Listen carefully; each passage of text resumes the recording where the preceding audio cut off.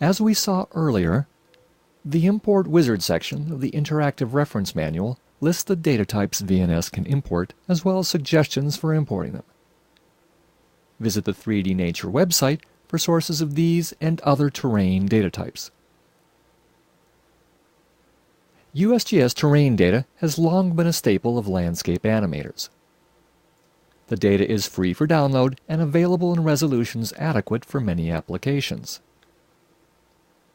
The USGS National Map Seamless Server is a valuable source of DEMS, imagery, and shapefiles. The DEMS we're going to import are from Yellowstone National Park and are in the older USGS SDTS format. This data is readily available from the GIS Data Depot and many GIS data sites. The data is organized by USGS topographic quadrangle name. There are two rules to keep in mind when importing SDTS data. First, you can't mix different resolutions during import.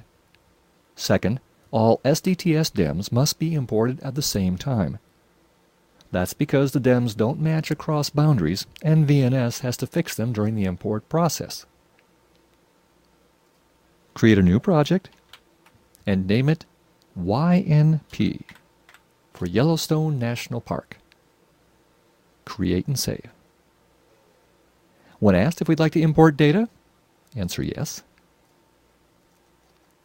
Navigate to the VNS3 DVD DEM folder and open Buffalo Meadows, Wyoming. Select any DDF, and when the Import Wizard asks if we'd like to do more, then say yes, we'll import more DEMS. Go back up to the DEM folder, Lower Geyser Basin, a DDF, yes, we'd like another DEM, up to Madison Junction, DDF, yes, we have one more, up to Mount Jackson, DDF, that's our last one, so no, we don't need to import any more DEMS.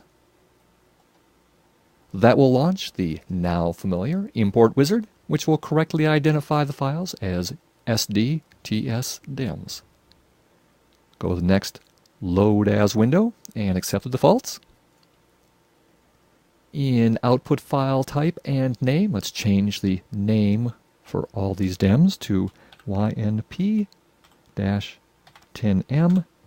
to identify those DEMS as 10 meter DEMS. Next, the Coordinate System Summary window will correctly identify the projection method, datum, and UTM zone. So go ahead and import data. When asked if you'd like to make the new coordinate system the default for viewing and rendering, answer yes.